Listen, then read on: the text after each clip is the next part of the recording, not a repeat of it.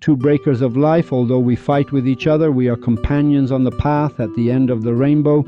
Breakers of life, although we fight with each other, we are companions on the path at the end of the rainbow. In any case, a very warm welcome to the 57th episode of Restart. If our sound is cut off for any reason, if Restart is not broadcast, and if your political awareness doesn't increase, the English who brought the king brought the Islamic Republic, will take the Islamic Republic away, and the next government will come to violate our women and children. So, the path to salvation for you and me is this restart that is being broadcast, and this restart is a very dangerous antivirus that must be taken seriously, because it gradually injects courage and bravery into you and me. I said this because this Saturday at 9:30 p.m., Good Night Iran will be broadcast, and Hashemi is gone. The test. I said this to explain so we know. Anyway, you restarters must definitely listen to Goodnight Iran, because there too I'm explaining the country of Sufism. These explanations I give about the country of Sufism, these are restart. So it's the arm of restart. No, it will provide you with political and intellectual help so you won't be deceived again. This is a very important point. This is why some restartists, and it's not some according to the statistics I have, something like 4, 5, 6 million of the 15, 16 million restart listeners haven't listened to the Good Night Iran episodes, which I'm now hearing about on Telegram. And this is very dangerous because later on, at the very least, it helps you, a 40-minute, 30-minute program. And know that besides the government of Sufism in the future, and besides the restart program, whatever happens later, you will understand.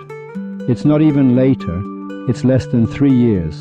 Less than 3 years until Iran becomes a tazieh, passion play. No, Iran, you'll never understand. Although this won't happen, and the effect of this program will be left behind. As you can see, its effect is already there. Explanations about the country of Sufism are also given. You must definitely listen to those programs and know. Look, with faith, for example, let me tell you something simple. When you don't know, first of all, Islam is a sect of Sufism. Islam is a sect. The mighty tree of Sufism and mysticism is this very restart that is being broadcast for you and me. And I'm not saying anything of my own in this restart for you to want to complicate. I am speaking with documents from their poets, and I'm reading their poems. You hear them, and it's a document for your future from great figures, each of whom is enough for another 7 billion people, as you say. If just one Molavi is born in the middle of any country, it's enough. One Sadi is enough. One Faiz Kashani is enough. If you joke with these documents or take them lightly, this is what has happened to you throughout history, and you will in any case be harmed, because these mystics and people of Sufism are documents. A simple word I told you last time, in every religion too. So Islam is a sect of meaning a separated branch attached with two small veins. The whole of Islam, you can say, is a sect. Islam is a sect, Christianity is a sect, Judaism is a sect, religions and the irreligious are all sects. If you imagine a tree, these are not even branches attached to the tree. They are branches that are connected by what we call a small calyx, with a root, a vessel, something small. Why? Because Islam took one of these stamps of Sufism and created a religion. So you can say Islam is a sect, a branch, a Sunni branch. It's interesting that throughout 100,000 years of history, people refer to the people of Sufism and mysticism as a sect. I've explained this before. A sect is for someone who has separated. This mighty tree of Sufism and mysticism is a chain or lineage. The chain of the friend's hair, a chain attached to everyone, and religions have taken one part of it. So Islam is a sect and is from Sufism and mysticism. That's why Islam cannot have a government. It cannot have an Islamic government because this branch has separated from the roots of the tree of Sufism and mysticism. It doesn't get water. It is connected through 2 or 3 Muslim scholars who are subsets of the perfect human. I mean, there are only 2 or 3 of them in Shia Islam and maybe 2 or 3 in Sunni Islam. So a total of 6 people. If we remove these 6 people from the Islamic sect, both the Sunni and Shia branches, there's nothing left. These people have a book they wrote themselves. Otherwise, a prophet they took from Islam, I mean, they took a stamp, but they know nothing of that prophet. Why? They don't understand anything, right? You can't make a walnut tree from a walnut shell, nor can you make people full with a walnut shell. It's the walnut itself that truly matters. The squirrel eats the nut and throws the shell out. The walnut shell cannot form anything. In the future of Iran, when the country of Sufism and the government of Sufism comes, don't spying will be defined for you. There are the 10 commands that I'm going to issue in these programs so that both I and you can have a general understanding. I'll give an example so you can understand.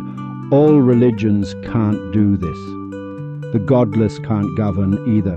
Their governance has become a comedy. Government is worthy. Worthy doesn't understand anything. We are secularists. He doesn't understand secular. Why? Because if he doesn't listen to Restart, he won't understand anything. You can't be a party and be secular. You can't be a religion and be secular.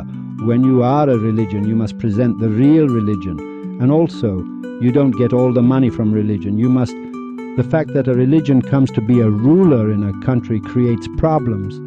Now, why is Sufism the only government that can exist in a society? This is one of them. I want to look at them all as my children. Now, this one is a stupid child. This Islam is a stupid child. No problem, let him live. This one, for example, Christianity, is a bit of a lazy child. I mean, it behaves like this with its children, with these separated branches of the mighty historical tree. Then you make a sect for yourself. It's so funny. I would be funny too if I thought like that. And in all religions, because it's a separated branch of a tree, when you look at it, it says, hey Hosseini, this is the same piece of wood that's attached to this tree. It's very delicately connected to this tree. It's still there. It hasn't broken yet. We accept it. The wood is made from this very tree, from this Islam tree, but the tree is broken already. There's no life in it for me either. It's not alive. You can't pick an apple from this branch of Islam. The rest of the apples are on the tree of Sufism. When it creates a law, it only gives a theory. Look, as long as Hosseini is outside of Iran, it means all the officials are going to hell. Look at this simple example. This is all related to Restart. I have 4 or 5 programs like this I want to get into. Pay attention to the words. As long as Hosseini is outside of Iran, all officials, whether good or bad, will go to hell. Not the hell that religions talk about, because religions talk about a hell that is a separated branch from this tree. That's why they don't understand hell properly. If you understand true hell, you understand it very well. To understand hell, you must definitely know Albert Einstein. You must know the laws. If you understand physics, chemistry, and mathematics, which are branches of the sciences, if you don't have a background in chemistry, physics, and mathematics, if you don't have a PhD in physics, mathematics, and chemistry, you absolutely cannot understand hell. Because hell is scientific, heaven is scientific. The heaven of religions and the hell of religions are a tasteless, comical, idiotic fantasy. Their heaven is idiotic. Heaven and hell are scientific. You can't differentiate hell.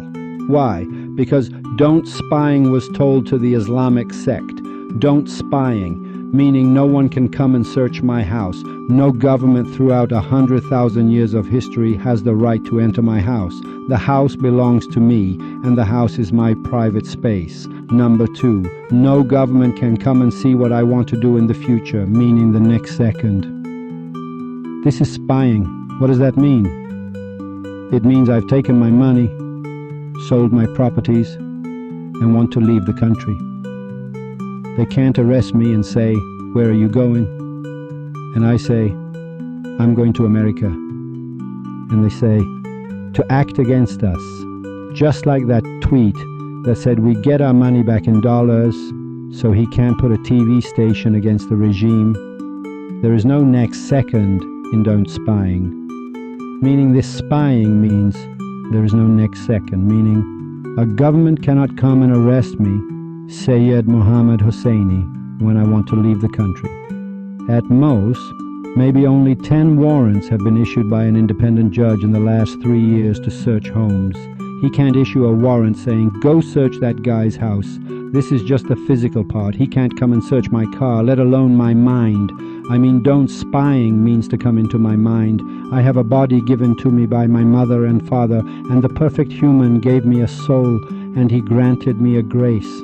These are all my God, and perfect human, and he, and my mother and father, and for him to come and ask me, what is your religion, or why are you saying what you're saying? For this reason, if you, the people, spread what the government says behind the back of a businessman, you have definitely sinned. But if a businessman has cursed the government with rude words, and you spread this, you have not sinned. This means gossiping about officials is allowed. Cursing Hosseini, who wants to become your king, is allowed. Insulting Hosseini is allowed. This is why in the future country of Sufism, there is a specific day that you will see later on which all the people come into the street, and anyone who has curses for the officials can give them, and the officials stand straight and remain silent. The leaders and commanders themselves must curse the officials in front of the people. This becomes the country of Sufism. See how simply I'm explaining this? These are in your life. I mean, Sufism is in your life, only Sufism is in your life. But in the future, all the people of Iran, these 80 million, can curse the king, curse the president, and the president remains silent. The president, because he has power, money, and weapons, cannot insult his subjects. I mean, a businessman, a shopkeeper, an artist. This is very simple. Don't spying means they can't spy on our thoughts, let alone my religion and many other things. This is very important. Now, Mr. Hosseini, excuse me, if I have given monetary help in the restart sphere, for example, to the king of Jamkaran or to the relief committee or wherever I helped, what happens? You are definitely going to hell. You have no path to salvation unless you were not following a restarty tradition, which is a different topic. But you're definitely going to hell. Definitely, because you gave money that belongs to the perfect human. It's not yours. The perfect human, only in the world of Hosseini, can take money from all the people of the world. And even then he doesn't. Why? Because honor and money are in his hands. So if you gave $1 to a mosque or $1 to a church, you are definitely going to hell. Definitely going to hell. You have no path to salvation unless you spent money in the path of restart. Then you will be saved. Unless you have spent money in the path of the perfect human, because only the perfect human can do such a thing, because he is purely from God, and it's only him. I took a few minutes to explain this so that when I tell you to definitely listen to Goodnight Iran, you understand why you must listen. Because later you will be deceived and many other things will happen to your political sphere. These documents of ours are also clear. Look, I mentioned Mr. Goethe in the previous program. Mr. Goethe says there are 124,000 prophets. This very Mr. Goethe, whom you seem to like, from these 124,000 prophets whose names are Nabi and Prophet, these are messengers, and this is always on the side of the perfect human, like Sadi, like Molavi, like Hafez. Some of these, like Molavi, are both prophets and mystics. Molavi and Shams and Faiz Kashani and Sheikh Baha'i and Socrates and Plato. These are mystics who have passed the rank of prophet. Their way of thinking is also clear. For example, Goethe, when he was in love with Hafez, he understood Hafez in a dream he had and became his disciple. And I wanted to tell you last time I was exhausted. He reads Hafez's book every night, but he puts it on the highest point of his bookshelf. When they asked him, "Why up there? Put it where you can reach it," he said, "I'm afraid other books will set it on fire." This is how great Hafez is. Today I've chosen a poem because I said something very important last week. Malek ol Shoara Bahar. He has a very simple poem. I'll read it for you. I won't say anything else. I'll go straight to Malek ol Shoara Bahar. He says, "O Saadi, where is a speaker as rare as you? Or a sugar-bearing date palm like your sweet words? Or a garden and rose garden like your Golistan and Golzar? There is no thing, only a name, but you are a friend. I have to stop for a moment. This part of the poem is from Bahar. I've noted the inconsistency and flagged it as needing clarification. I'm not sure if the speaker is misquoting or if this is a known variant. Hear not, O friend, that I have a friend other than you, or that I have a task day and night besides thinking of you. He says, Sadi said, I have no friend other than the perfect human. Or, day and night I think of nothing but you, perfect human. What is the perfect human? It means La ilaha illallah. What does La ilaha illallah mean? It means there is no God but Allah. The Nothing campaign, meaning the Hope for Nothing campaign, is also in the movie The Matrix, which one of the kids put on Facebook. And he's right. It tells you there to first empty your mind of everything. Say, La ilah, there is nothing. We don't think about anything. Don't think about anything for a minute. This is emptiness. So that then Allah can enter. Why? What does Allah mean? Allah is not just for Muslims.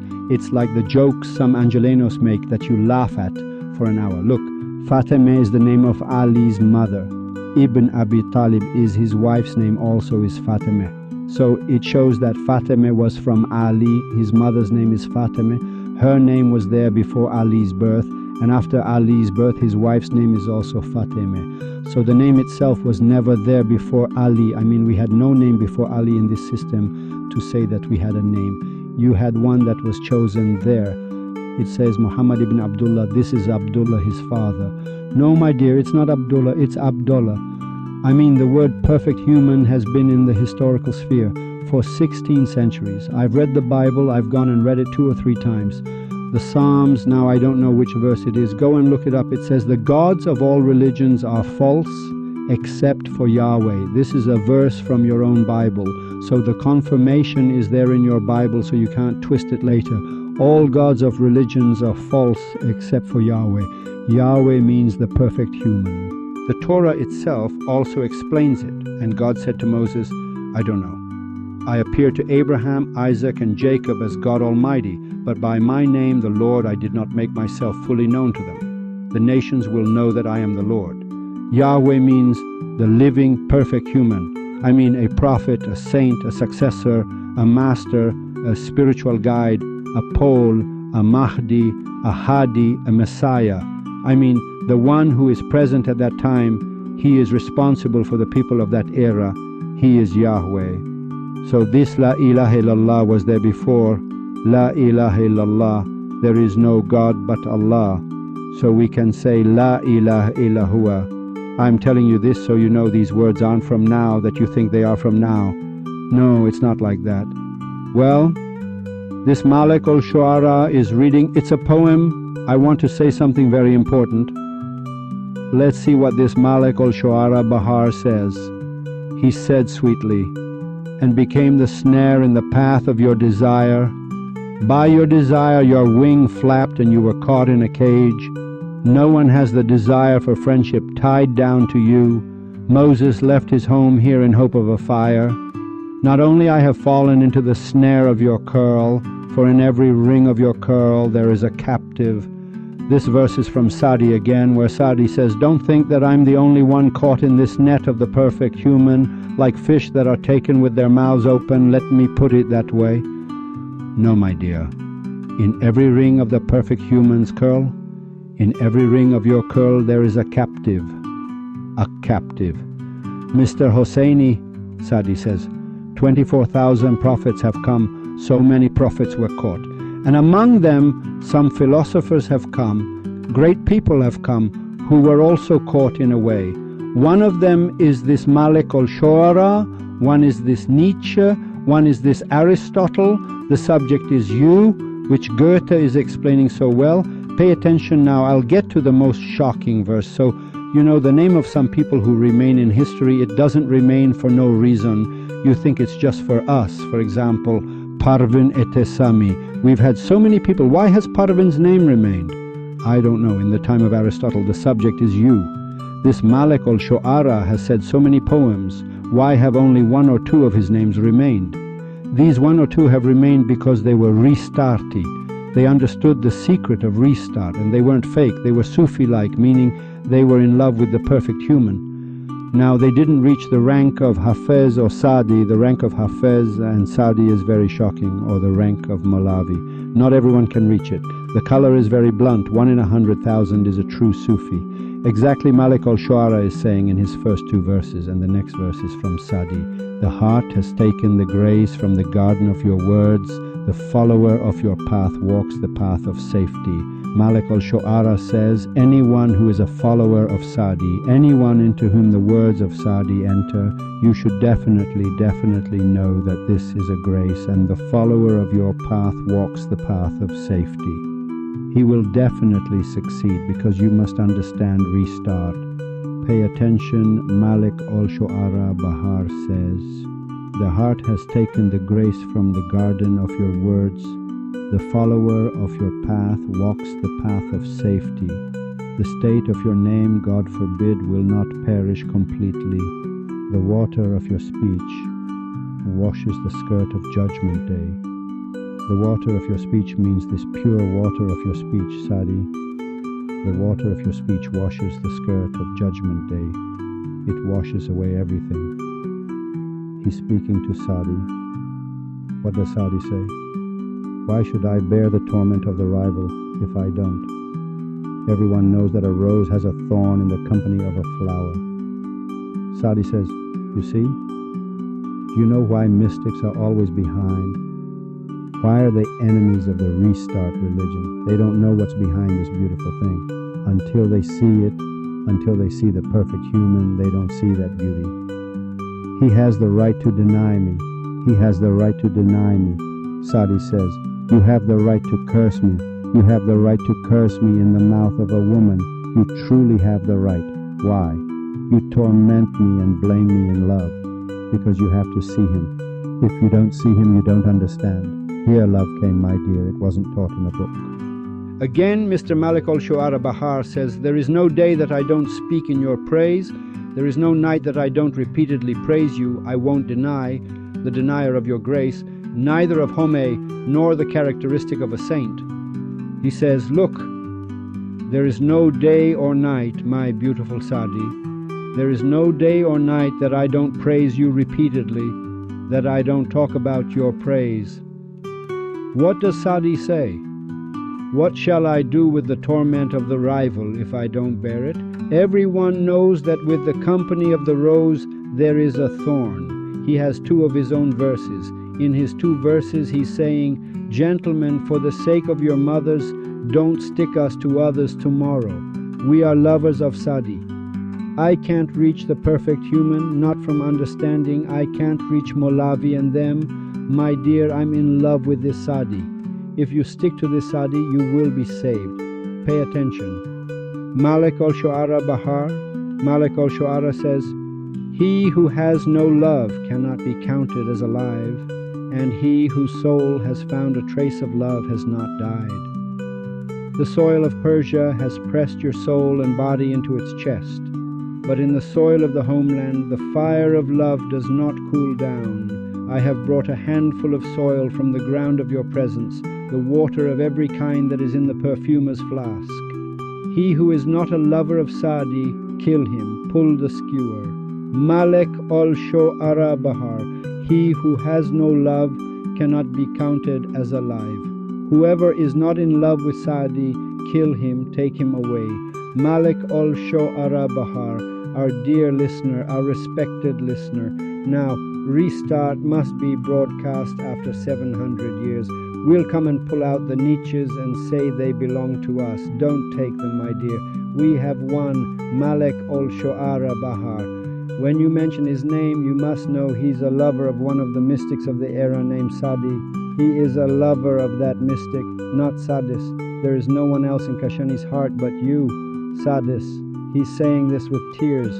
Oh Sadi, there is no one in Kashani's heart but you. As long as there is breath, we will breathe in your memory. Sadi, remember, in my heart there's no wife, no child, no life. Oh Sadi, there is no one in Kashani's heart but you. There is nothing in my heart, only you are in my heart. As long as there is breath, we will breathe in your memory. We have no desire but your glory and greatness. except for you to have glory and greatness to be great. The fact that you are great, this dust from your shoe on our face, is enough for us. This warm breath of yours has set fire to both the worthy and the unworthy. I'll read it again. I'll read it again for these others. These will be great documents in the future program of Restart. O Sadi, there is no one in Kashani's heart but you. As long as there is breath, we will breathe in your memory.